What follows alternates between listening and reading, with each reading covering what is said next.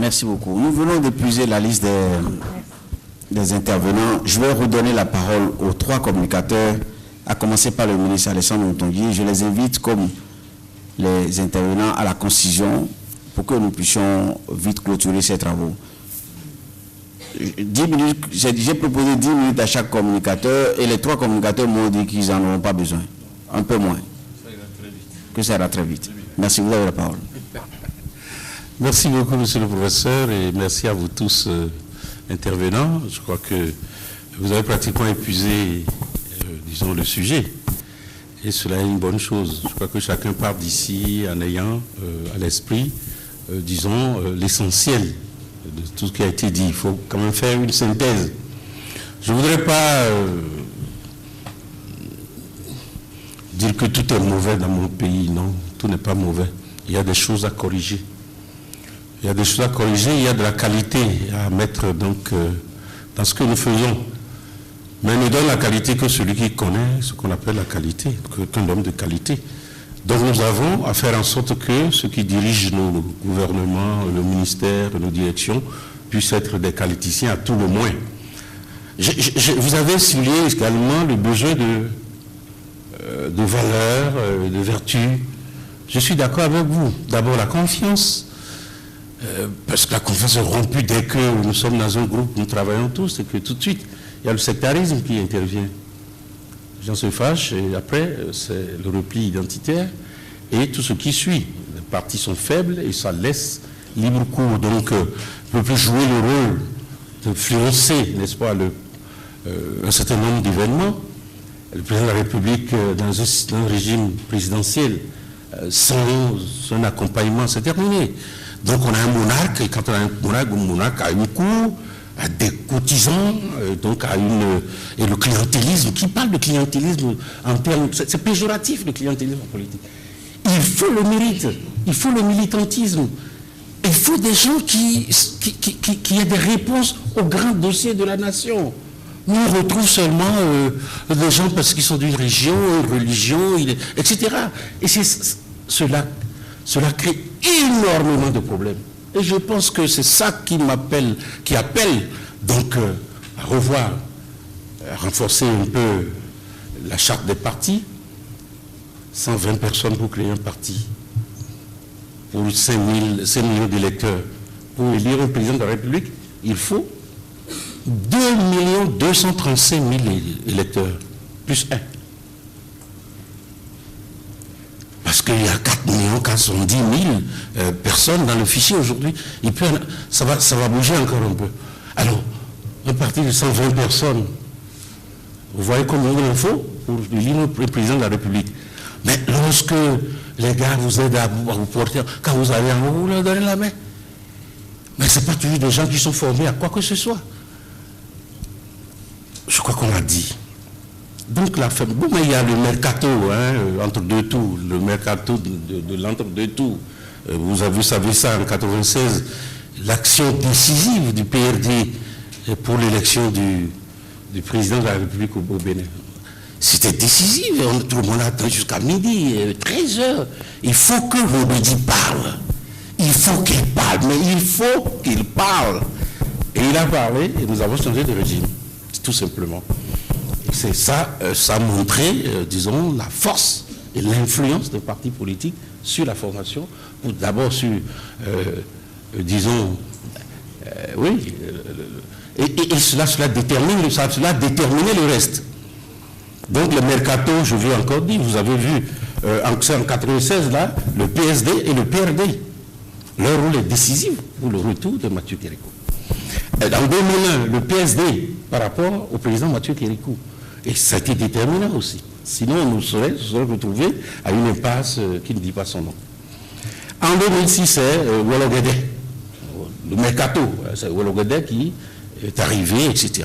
Donc, le mercato chez nous de l'entre-deux-tours, parce que il y a beaucoup trop de partis politiques, il faut faire des regroupements pour pouvoir compter, etc., etc. Bon, l'atteinte au prestige au prestige de la nation ou à la fonction, ou à certaines fonctions de l'État, bon, Nous le constatons tous. C'est une affaire de qualité d'homme encore. On continue. Et bien, bon, il y a l'autre chose, la corruption, ces mauvaises pratiques, ces affaires des réseaux. Mais je voudrais saluer celui qui a constaté ça. Qu'il y a des gens qui créent, qui sont de véritables araignées, qui tissent des toiles autour des ressources, des deniers publics et qui siphonnent ça, littéralement. Donc c'est très sérieux qui siphonnent ça, littéralement. Et il faudrait que, bon, que des choses comme ça, que si vous avez fait des constats comme ça, que vous dénonciez cela, qu'on dénonce ça. Et j'ai l'impression que l'attentisme est toujours là, l'opportunisme de nos cadres. L'opportunisme. Personne ne veut créer du tort à l'autorité. Ah, il peut ne pas se souvenir de vous. Hein. Il peut avoir rapidement une amnésie sélective et totale par rapport à votre personne. Pourquoi personne n'ose dire quoi que ce soit?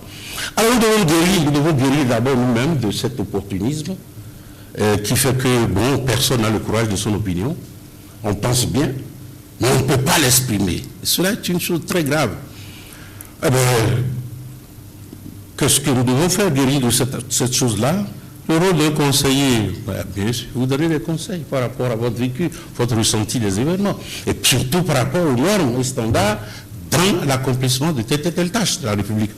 Mais vous le faites par des fiches, ou lorsque le chef de l'État voudrait bien vous écouter sur le dossier que vous avez traité, que vous lui dites, voilà les normes, voilà les standards en la matière, vous faites ainsi, ça peut générer tel problème.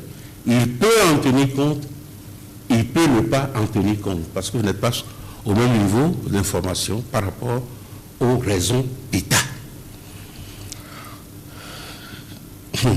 Bon, vous savez, régime présidentiel fort, les autres institutions, nous en avons déjà parlé. Il faut chercher l'équilibre.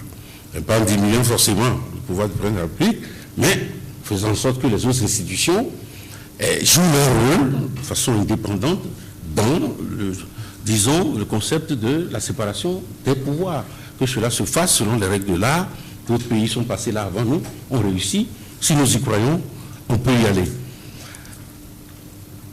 La dernière chose que je vais dire, bon, pourquoi ne démissionne-t-on pas? On n'est pas dans une équipe. Quand on dit équipe, l'équipe ne se forme que parce que vous avez une posture. Vous êtes, on dit que vous formez un parti politique, vous êtes un militant. Donc vous avez une posture, et cela dépend de votre groupe politique, cela dépend de la plateforme que vous défendez. Je ne vois pas quelqu'un qui a des idées, qui est peut-être l'auteur du projet de société ou du programme d'action du gouvernement que le président de la République est en train de mettre en œuvre, et à la première incantade, il démissionne. Non, je ne crois pas. Non, ça ne se fait pas comme ça. On démissionne lorsque... Non, parce que de toute façon, lorsque vous êtes dans une équipe, je parle bien d'équipe.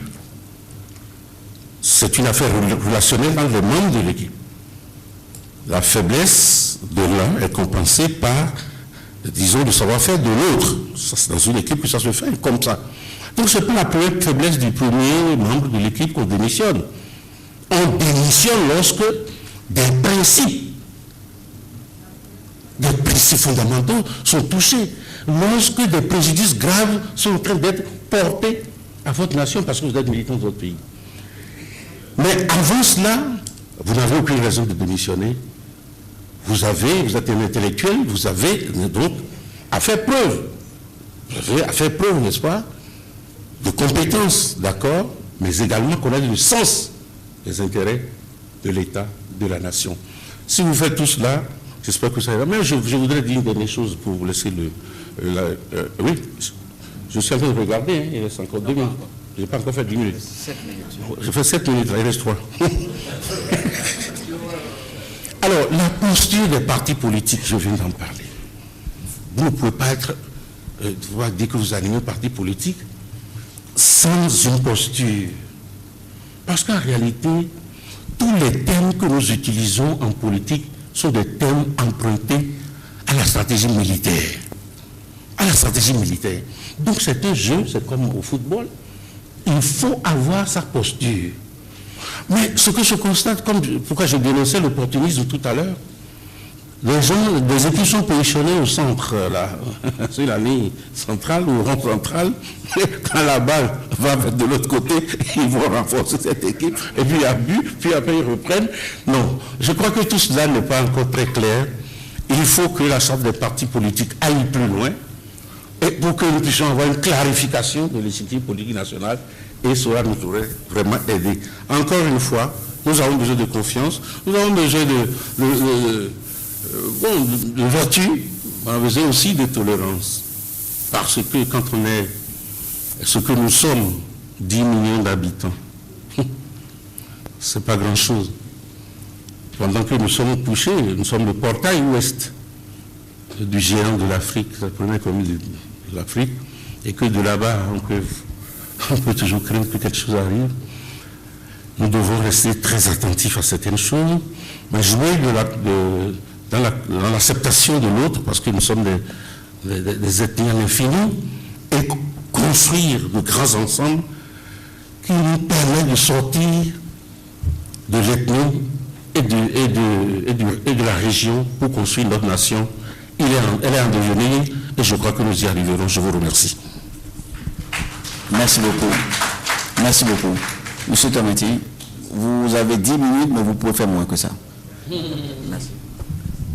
Merci beaucoup. Le président François Mitterrand, dans les années 70, avait publié un ouvrage qui était consacré à ses pensées politiques. Et il disait exactement ceci. On fait la politique soit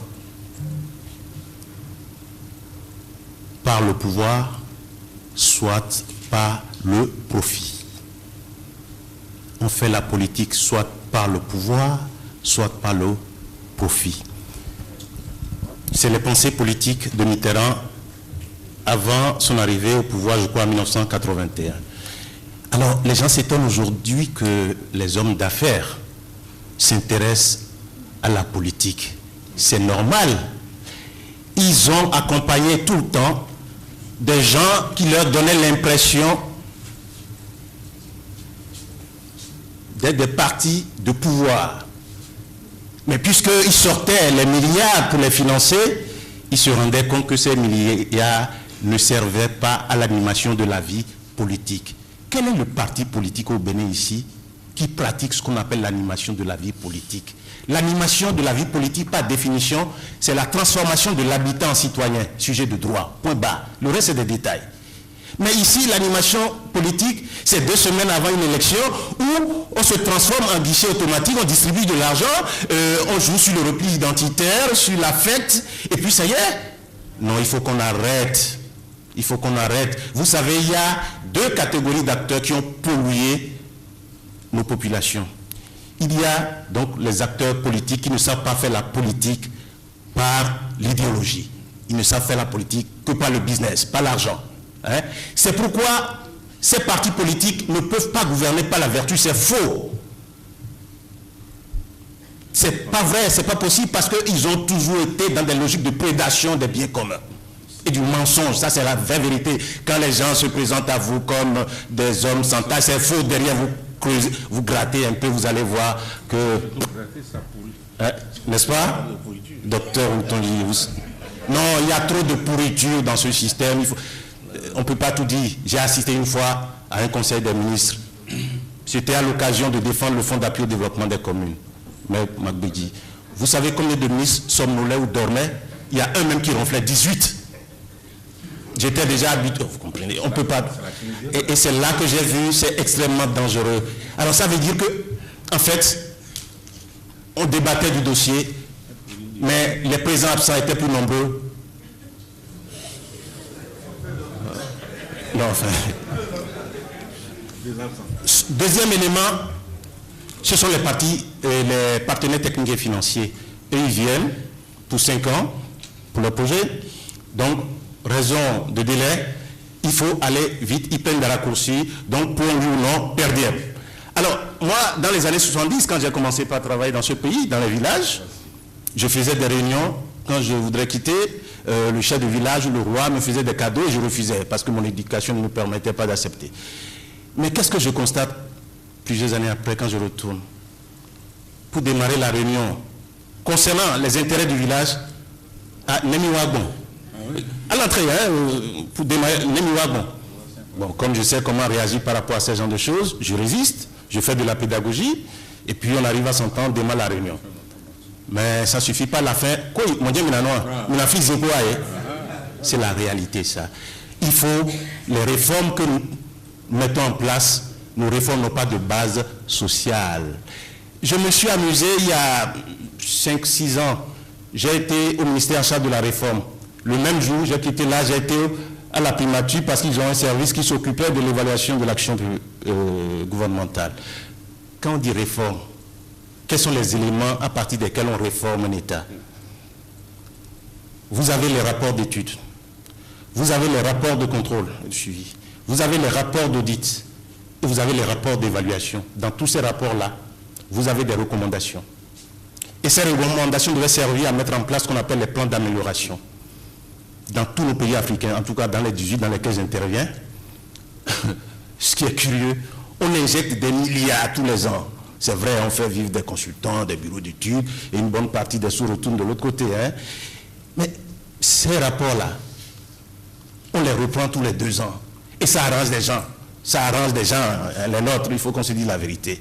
Donc il y a encore plein d'opérationnalisation. Alors qu'aujourd'hui, avec l'outil informatique, on peut régler tout ça. Et ce qui m'a gêné, quand j'ai été au ministère de la Réforme, j'ai demandé le tableau de bord de suivi et de coordination de l'ensemble des réformes au Bénin.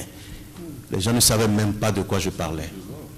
Ah oui, non mais, dans chaque secteur, on parlait de réforme, mais il y a aucun tableau de bord. Soyons modestes. Quand on ne connaît pas, on apprend. Quand on connaît, on enseigne. Mal nommer les choses, c'est ajouter au malheur du monde. Albert Camus. Le problème de notre pays, nous avons beaucoup de hauts cadres qui sont en fait de véritables ignorants des questions institutionnelles. Autre aspect que je voudrais aborder, vous savez, moi j'ai eu la chance de travailler sur les rebelles. J'ai travaillé sur les... Donc j'ai fait la plupart des bases de rébellion en Centrafrique. J'ai fait la cartographie du profil des rebelles. Comment on devient rebelle? Ça a été mon job pendant 2 ans en Centrafrique. J'étais le seul civil recruté par l'Union européenne pour cet exercice. Et qu'est-ce que j'ai constaté? On devient rebelle parce qu'on est insatisfait. Parce qu'on a accumulé des frustrations qui n'ont pas été reconnues, traitées. Vous voyez? Et quand on arrive à ce seuil de frustration transformé en insatisfaction, l'étape suivante, c'est la radicalisation. Et vous savez, dans tous les pays en conflit où j'ai été, quand le peuple se fâche, aucune armée, aussi entraînée, équipée, soit-elle, ne résiste devant un tel peuple. Faisons attention. Qu'est-ce que je constate? Lorsque notre système éducatif produit entre 130 000 et 150 000 jeunes diplômés sans emploi tous les ans, et le nombre va augmenter, nous sommes dans un pays de brasier potentiel, et tout peut péter, comme on dit dans l'armée, à tout moment. Et quand je regarde le comportement de nos dirigeants, ils sont encore dans un état d'inconscience primitive. Parce qu'ils ne savent pas de ce qui se passe. La misère n'est pas loin. Moi, j'habite dans un quartier où je côtoie la misère au quotidien. Au quotidien. L'autre fois, le maire de Tori m'a invité. 80% des points d'eau sont en panne dans Tori, tout près. Les populations sont à l'eau de mar. C'est à moins de 40 km d'ici. Et vous savez, les chiffres officiels m'ont révélé, c'est que la pauvreté progresse au Bénin. C'est dangereux. Donc, pour les élections de 2016, mon problème, ma part de vérité, c'est que nous ne pouvons pas compter sur les partis politiques. Les partis politiques ne sont pas encore prêts. Deuxième élément, c'est que tous ces partis politiques ont leur système d'ingénierie de tricherie électorale. Tous. Enfin, presque, oui, je nuance, oui. Bon, c'est pour provoquer un peu.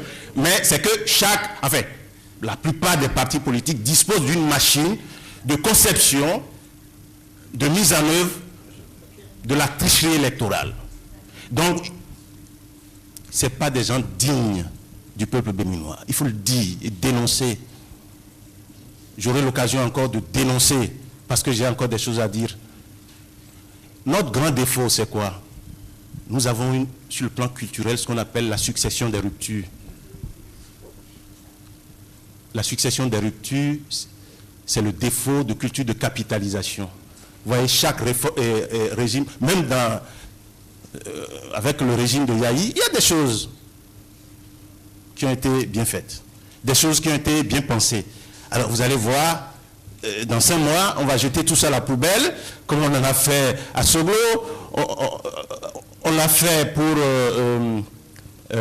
Kérékou. Nous sommes dans un système d'éternel recommencement, ce qu'on appelle le serpent qui se mord la queue. Et la question du profil psychologique du candidat, c'est très important. Il y a 2 façons de traquer cela. Vous savez, dans ce pays, nous devrions avoir presque 4 corps de renseignement d'État. Hein? 1, le service de renseignement doit pouvoir travailler dans ce sens. Et tous les candidats passent devant des médecins, non? Alors, donc, et c'est pourquoi je disais dans ma communication, si le médecin est corrompu, c'est foutu. Alors, ça va vous surprendre. Moi, je trouve notre constitution une constitution spirituelle qui a tout prévu en matière de développement. C'est l'ignorance des cadres béninois. Vous avez beaucoup de ministres qui n'ont jamais lu la Constitution, beaucoup de directeurs qui n'ont jamais lu la Constitution. Alors moi, quand je rentre, je vais dans un pays, ma première préoccupation, c'est de prendre la Constitution et de voir les dispositions de la Constitution traitant des questions de développement. Et dans notre Constitution, j'ai identifié au moins 10 articles traitant du comportement qu'on attend d'un citoyen, soit nommé ou élu. C'est codifié dedans. Qu'est-ce que vous voulez? Non, tout est dedans. 2, on dit à l'article 8 de la Constitution que la personne humaine est sacrée et inviolable.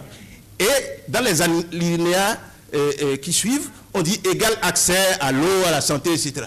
Mais c'est déjà de l'aménagement du territoire. Après, vous allez à l'article 53, on vous donne encore les détails sur la démarche de co-construction du développement. Mais quand on finit de dire ça, à l'article 37, on a dit la même chose, que les biens communs sont sacrés et inviolables. Nous qui sommes allés à l'école, c'est nous qui constituons les vrais problèmes de ce pays. Merci beaucoup, professeur. Merci, M. Comité. Enfin, pour clôturer ce panel et passer à la cérémonie de clôture qui ne prendra pas plus de 15 minutes, je passerai la parole au professeur Victor Tokpanou pour répondre aux questions qui lui ont été adressées. Vous avez la parole, M. le professeur. Merci, M. le Président. J'avais prévu de réagir sur 4 petits points. Le premier, c'est la question de la démission. C'est vrai que ça revient souvent. J'ai comme le sentiment que les Béninois éprouvent un malin plaisir à voir que les gens ont démissionné. Et pourtant, ils seraient dans la même situation qu'ils ne démissionneraient pas. Mieux. Il n'y a même pas une reconnaissance sociale pour ceux qui démissionnent. Quand vous prenez un Béninois d'un certain niveau, vous lui demandez combien d'acteurs politiques ont démissionné au Bénin ces 25 dernières années, il va vous dire aucun. Mais pourtant, il y en a eu plein.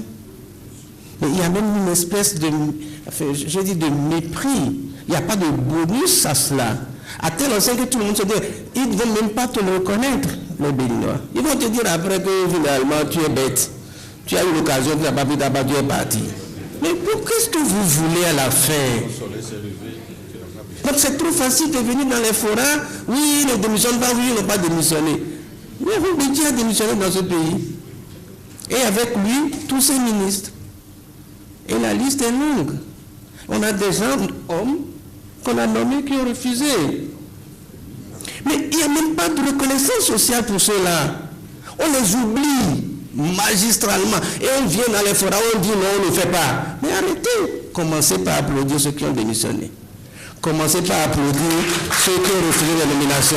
Et là, les gens vous sauront que désormais, on vous le reconnaîtra socialement. Mais il faut arrêter. Il faut arrêter. Donc ça, c'est le premier truc. On m'a demandé ce que je pense de la formation des ministres. Ma position était déjà claire. Je ne considère pas que c'est quand on est ministre qu'on doit être formé. Si vous n'avez pas pu le faire dans les partis, c'est que vous avez déjà failli. Un ministre n'a quasiment pas de temps. Le président Zinero disait tout à l'heure comment il n'a même pas été capable de suivre pendant une semaine que dure le bac son enfant. Parce qu'il n'en a pas le temps. Voilà. Et ce n'est pas à ce moment-là qu'on va lui dire « viens être formé ». Non. C'est parce qu'en amont, on a raté le coach dans les partis. Et c'est là peut-être où je vais être un peu plus long, mais en restant dans les 10 minutes. La question du financement des partis politiques, qui est liée à la faiblesse des partis politiques aujourd'hui. Quand j'écoute les uns et les autres, j'ai comme le sentiment qu'il y a une confusion totale entre les causes et les effets. On prend les effets pour les causes. Mais diable, qui est ici incapable de savoir que la vie politique a un coût? Qui ne le sait pas ici? Mercredi dernier, j'ai rappelé ce que coûte une activité politique. C'est minimum 2 millions, si ce n'est 3 millions. Mais qui ne le sait pas dans cette salle? Mais quand on a commencé notre démocratie en 90, c'est vrai que ce fut dans un contexte de crise économique, et peut-être c'eût été illégitime à l'époque de parler de financement public. Mais on ne l'a pas fait. Parce que la préoccupation, c'était d'aller à la recherche d'argent pour payer les arriérés de salaire. C'était d'abord ça. Comment, dans ces conditions, vous allez dire aux gens, prenez l'argent pour financer les partis? Donc, personne ne pouvait le faire. Et depuis 25 ans, on ne l'a jamais rattrapé. Mais tout le monde sait que la nature a horreur du vide. Parce que le financement public n'était pas assuré. Il a été substitué, il a été remplacé par le financement privé. Pourquoi voulez-vous que ce gros qui a mis son argent pour faire la herbe donne la herbe à quelqu'un d'autre?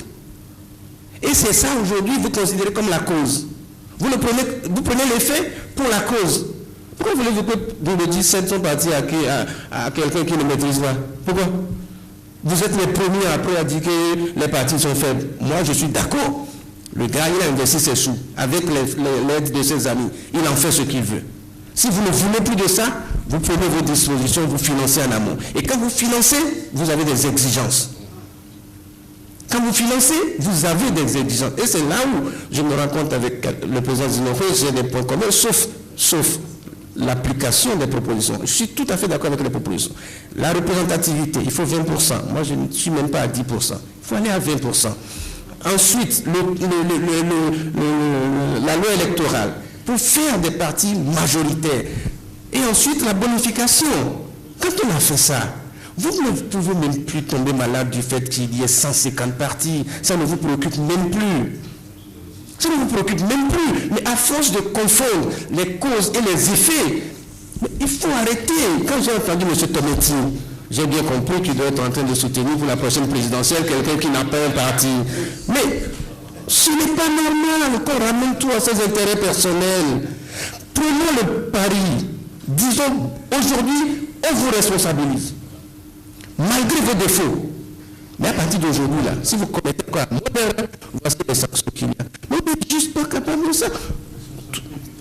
Quand on est acteur politique, quand on est au niveau intellectuel, il y a un minimum d'honnêteté qu'on doit avoir. Regardez juste au Nigeria. Vous ne pouvez pas être président sans être d'un parti. Vous nous traversez, vous allez au Togo. Vous ne pouvez pas être président sans être d'un parti. Vous allez au Ghana, c'est impossible. Vous continuez, vous allez en Côte d'Ivoire, c'est impensable. Vous allez au Sénégal, c'est inadmissible.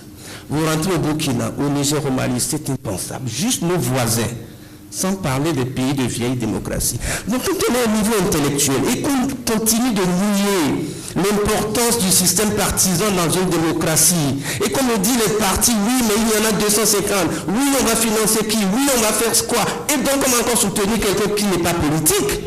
Mais vous repoussez la réforme à quand? Pourquoi voulez-vous que celui qui n'est pas politique et que vous mettez président, il décide de réformer ça? Il a la capacité de vous prouver que sans les partis, il est président. Mais arrêtons un peu avec les intellectuels. Arrêtons un peu. Moi, je suis là aussi. Hein.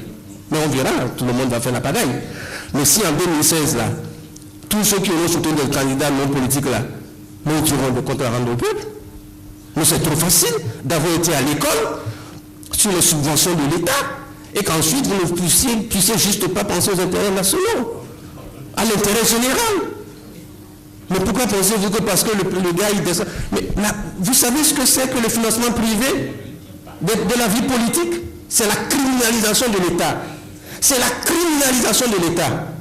Mais pourquoi? Pourquoi on n'est pas juste capable de se réveiller? Pourquoi? Et on nous dit qu'il faut continuer comme ça, parce que les partis ne sont pas prêts. Mais ils seront prêts quand?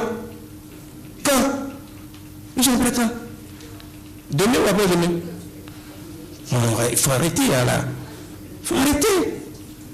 Il faut arrêter. Donc, sur la question... Oui, je pense que j'avais tout fini. Enfin, c'était sur ce point que je voulais intervenir. Oui, c'était l'histoire du Ghana, mais je pense que ce n'est pas la peine. Mais il faut qu'on arrête un peu, quoi. Voilà.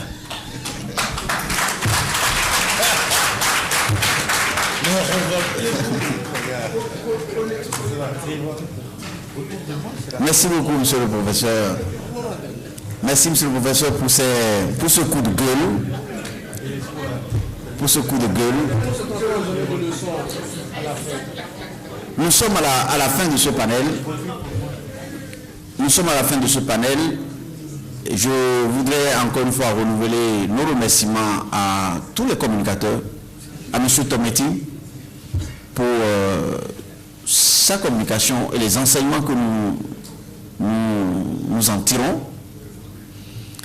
Je remercie également le ministre Alessandro Mutongui, qui est désormais un de nos partenaires à l'association, pour sa disponibilité.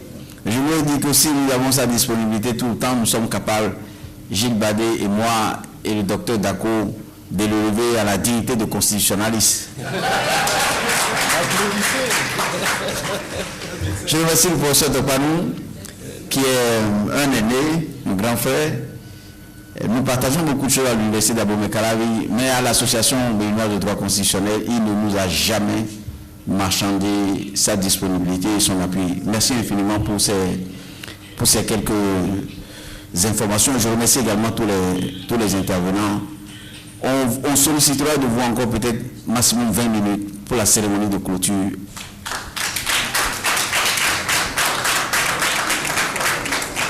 Nous sommes pratiquement à la fin de ce panel, mais nous ne sommes pas encore à la fin de la cérémonie.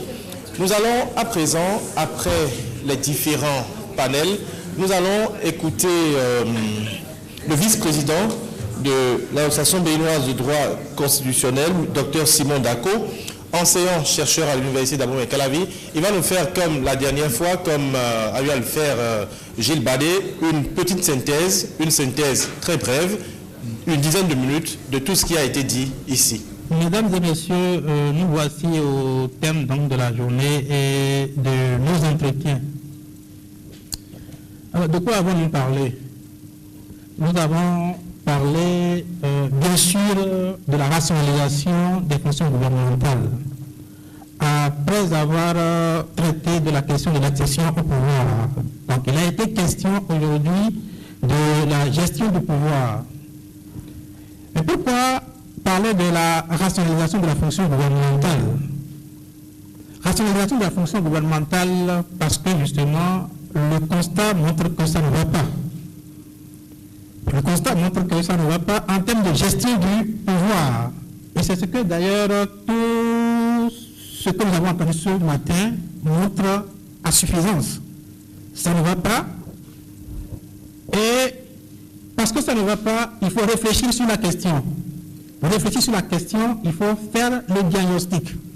Et c'est pour cela que l'Association béninoise de droit constitutionnel nous a conviés ce matin pour mener les débats. Alors, comment avons-nous abordé cette question? Nous l'avons abordée à travers des échanges autour de 3 communications. Mais avant d'arriver à ces communications, nous avons eu une cérémonie d'ouverture qui essentiellement a permis au président de l'Association béninoise de droit constitutionnel de nous plonger dans le contexte donc de la réflexion de cette journée. Je parlais tantôt de constat et bien sûr dans son intervention, il a expliqué que si on parle d'instabilité gouvernementale, nous avons les éléments dans la gestion actuelle du pouvoir. Exemple, 9 ministres de la justice en 9 ans de pouvoir. Pratiquement un ministre par an. Le constat, ce n'est pas seulement au niveau du ministère de la Justice, au niveau du gouvernement de façon générale, ce qui pose effectivement le problème de la stabilité gouvernementale et de la gestion du pouvoir.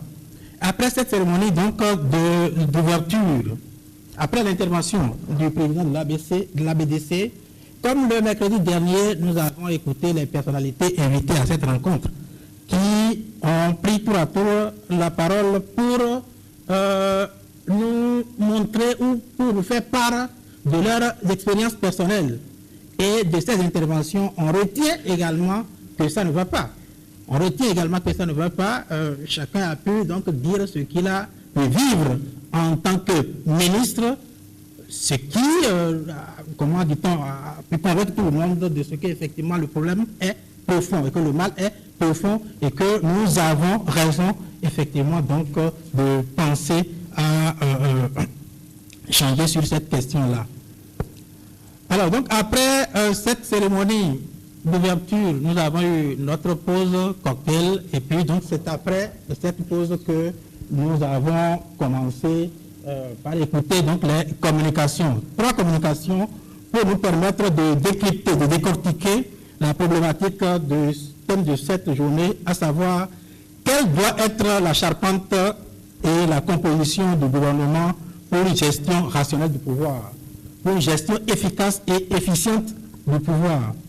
Et pour donc répondre à cette question, la première communication a porté sur les partis politiques et la formation du gouvernement au Bénin. On est revenu sur les partis politiques et vous l'avez constaté, depuis le mercredi dernier, on ne fait que parler des partis politiques et leur contribution donc à la gestion du pouvoir.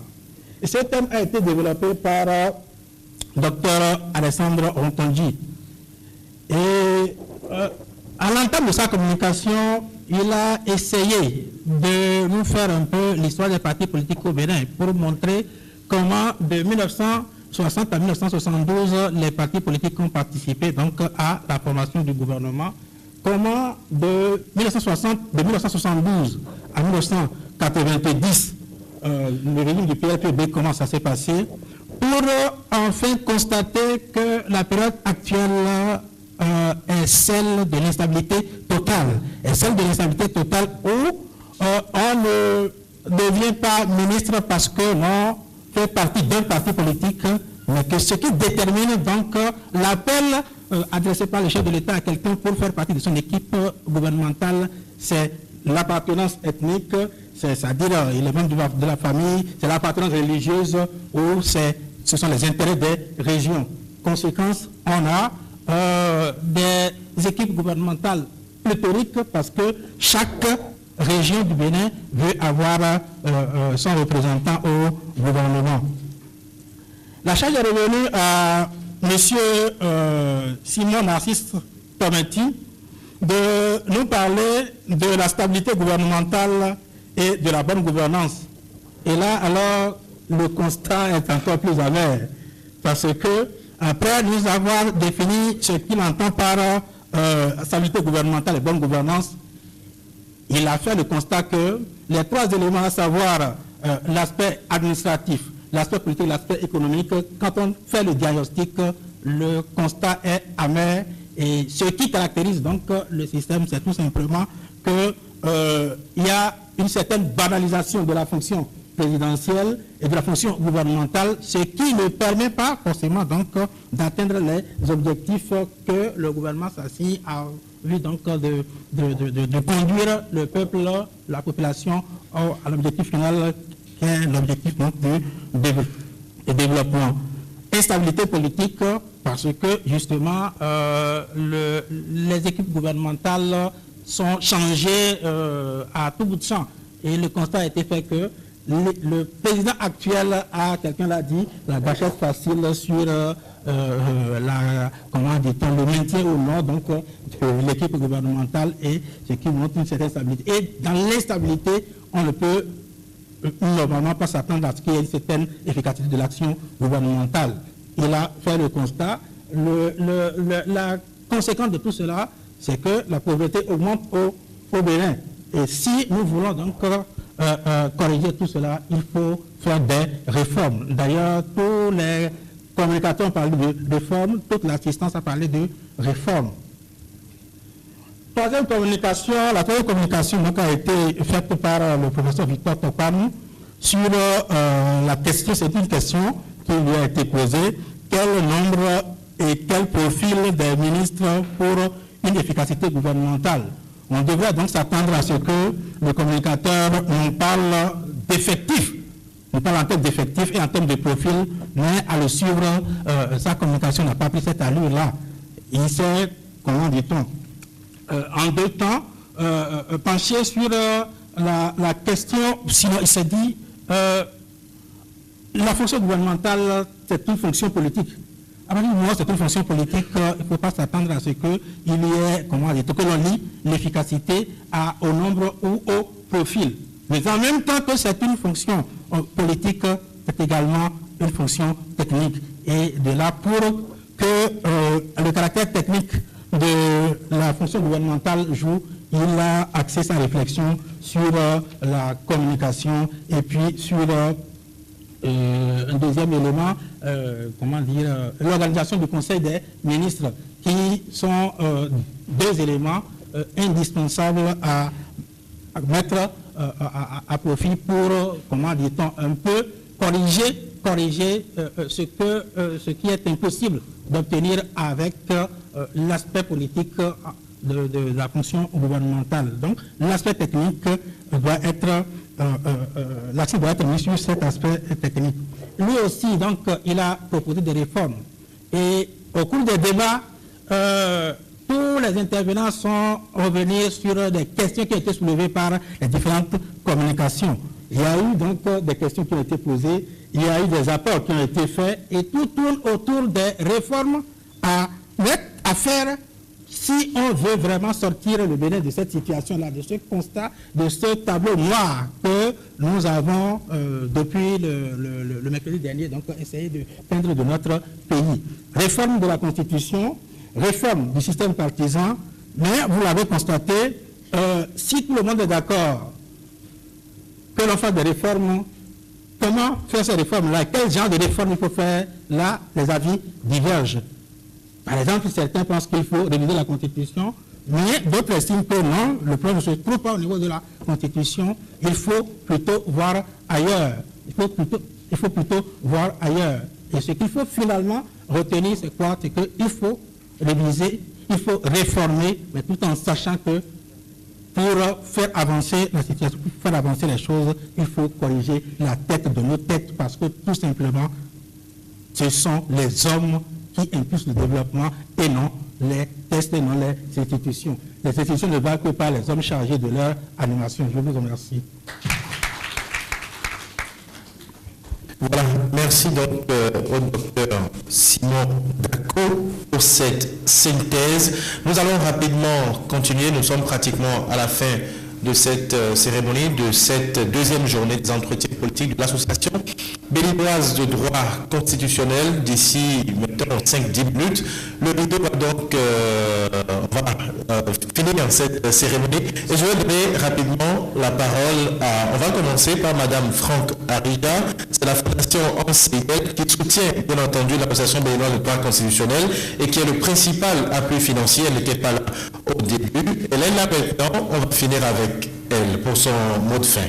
Merci beaucoup, monsieur le modérateur. Normalement, je n'ai pas droit au mot de fin. Je voudrais commencer par vous présenter toutes mes excuses de mon absence ce matin. J'étais là, mais j'ai été contrainte à retourner au bureau pour un petit travail. Donc, c'est la raison pour laquelle j'étais absente. Et commencer par vous saluer, vous remercier. Vous saluer par à cause de la présence dans la salle et vous remercier pour la disponibilité. Un grand merci, surtout aux autorités. Je sais que vous avez très peu de temps, mais vous êtes restés jusqu'à la fin. Grand merci. Les remerciements également au professeur Aïvo et son équipe, et au Canal 3, aux participants, à tout le monde. Je voudrais vous dire un grand et mille merci.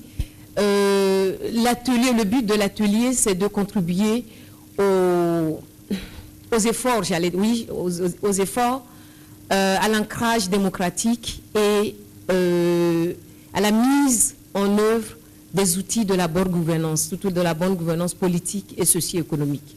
Je vous remercie, bon appétit et bon retour chez vous. Madame Aridja a été très brève. On va maintenant écouter pour finir le professeur Joël Aïvo. Merci beaucoup, Jean Bitopet. Nous voici à la fin de nos travaux, un marathon qui a duré quasiment une semaine. Le mercredi dernier, nous étions ici pour les premiers entretiens. Aujourd'hui, nous venons de boucler les deuxièmes entretiens. Et je n'aurai que quelques mots. Le premier, c'est merci. Merci à toutes les personnalités qui nous ont fait confiance, qui sont arrivées, à tous ceux qui sont restés du début jusqu'à la fin, qui ont contribué à ce brainstorming, à ce débriefing général, de ceux parmi nous qui ont été aux responsabilités et qui savent mieux que nous comment fonctionnent les institutions de nos pays, ce qu'il faut améliorer et ce qu'il faut garder comme enseignement. Merci vraiment à toutes les personnalités qui sont là. Ensuite, merci à Hans Seidel, qui nous soutient, qui nous appuie et qui nous donne l'énergie nécessaire pour bousculer les acteurs politiques et pour bousculer notre système pour pouvoir en dégager quelque chose. Je voudrais remercier également le groupe Canal 3 qui a vraiment amplifié nos travaux de la dernière fois et qui nous permet peut-être d'atteindre davantage de gens et d'informer nos compatriotes. Quelqu'un m'a appelé, m'a dit qu'il suivait nos entretiens comme autrefois tout le monde était en face de la télévision pour suivre les débats au Parlement. Je trouve effectivement que nos échanges de la dernière fois sont très enrichissants et que ça peut contribuer à éveiller la conscience de nos compatriotes sur les enjeux politiques et sur surtout les choix à faire pour les prochaines élections. Merci à Canal 3, donc, mais particulièrement merci à Malik Gomina Seibou, le directeur général du groupe Canal 3, et à toute son équipe ici déployée. Je voudrais, président de l'association que je suis, dire ma fierté d'être simplement l'instrument d'un groupe, la partie visible du travail que font plusieurs personnes. Gilles Badé, qui est là, qui est resté dans l'ombre aujourd'hui, mais Simon Dako,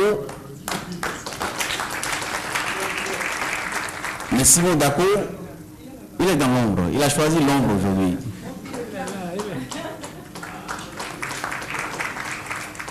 Et le docteur Simon Dako, qui est vice-président de l'association, le professeur Epiphane Sopénou, qui est membre de l'association, mais qui aime aussi l'ombre. Mes efforts pour le traîner vers, non pas la lumière, mais devant, n'ont pas payé, et il a voulu rester à sa place. Qui est également membre de l'association, et il y a toute cette armée de jeunes que vous voyez en t-shirt, une équipe, une petite armée à la tête de laquelle se trouve Kaloudi Ayoua Dantobé, qui coordonne nos activités. Et c'est grâce à l'effort de vraiment toute cette équipe que ces deux entretiens ont été rendus possibles. Un dernier mot, pour ne pas vous garder longtemps, c'est qu'il y a une chose qui est apparue dans nos entretiens. Et quelles que soient nos divergences, et quelles que soient nos perceptions, et quelle que soit la catégorie des personnes qui prennent la parole, il y a une chose qui apparaît clairement. C'est que, d'une part, on fait à peu près le même diagnostic, que nous sommes dans un système qui donne des signes de fatigue. On fait à peu près le même diagnostic. À peu près la même chose. Et l'autre fois, on a presque réalisé un consensus sur ce qui ne va pas, sur ce qu'il faut améliorer. Le deuxième grand pas qu'il me semble nécessaire que nous fassions, c'est le pas de réaliser également un consensus sur ce qu'on peut considérer comme étant quelques réformes clés et centrales qu'il faudrait engager. Au plan politique, au plan institutionnel, au plan économique, au plan social, je pense qu'on peut également arriver autant pour le diagnostic du système, on peut également arriver à dire oui, nous pouvons considérer telle chose comme étant, quels que soient nos camps. Parce que le développement du pays, pour moi, ne connaît pas de camp. On peut dire oui, ça, je pense que nous pouvons ensemble creuser une piste par là, améliorer quelque chose. Et nous, à l'Association béninoise du droit constitutionnel, nous sommes disposés à renforcer toute initiative de consolidation du rôle des partis politiques. S'il n'y a pas de parti politique, il n'y a simplement pas de démocratie. S'il n'y a pas de parti politique, si nous gageons sur le fait que les partis politiques sont faibles, et que de toutes les façons, parce qu'ils sont faibles, il faut s'en passer, c'est que nous basculons dans un autre système qui ne s'appelle pas démocratie. Tant que nous restons en démocratie, je pense que le professeur Tokpa nous le rappelait, il faut que nous fassions tout. Toute la pédagogie nécessaire, il faut que nous fassions tout pour renforcer le rôle des partis politiques, quel que soit ce que ça nous coûte. Il faut que nous renforcions le rôle des partis politiques. Pour que demain, nous rejoignions le camp de tous les pays normaux du monde. Qu'on rejoigne le camp de tous les pays normaux du monde qui font jouer aux partis politiques le rôle qui revient aux acteurs politiques. Et notre classe politique n'est pas plus pourrie que les autres classes politiques dans d'autres pays. Notre classe politique n'est pas plus pourrie, elle n'est pas plus incompétente que ce que nous voyons ailleurs. Parfois, je fais partie de ceux-là, nous avons un regard très aigu, très critique et très sévère sur les acteurs politiques. Mais je voudrais qu'ils le prennent comme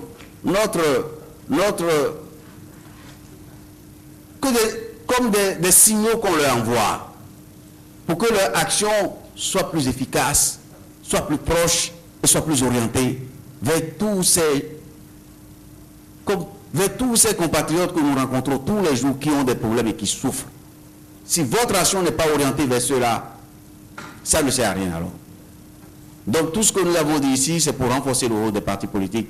Et nous sommes conscients qu'il y a des choses à faire, parfois que c'est très difficile, mais moi j'ai ma conviction, au niveau de l'association, nous allons y arriver. Je vous remercie. Mesdames et messieurs, merci. Nous sommes maintenant complètement à la fin de cette cérémonie, de cette deuxième journée des entretiens politiques de l'Association béninoise de droit constitutionnel, l'ABDC, c'est bien, j'y arrive, l'Association béninoise de droit constitutionnel. Donc le professeur Aïvo a remercié tous les participants, tous ceux qui ont contribué à ce débat, bien entendu. Pour ma part, je salue tous nos téléspectateurs qui nous ont suivis devant leurs petits écrans à la maison. Je leur dis qu'on va se retrouver très prochainement, c'est vrai. Il y a peut-être à dire aujourd'hui qu'il y a un petit pas ou un grand pas qui est en train d'être posé pour un nouveau tournant. J'espère que ce sera le cas. On va se retrouver très prochainement. Je ne trahis aucun secret. Il y a encore de belles choses en préparation au niveau de l'Association béninoise de droit constitutionnel. Merci professeur, merci à tous et à bientôt.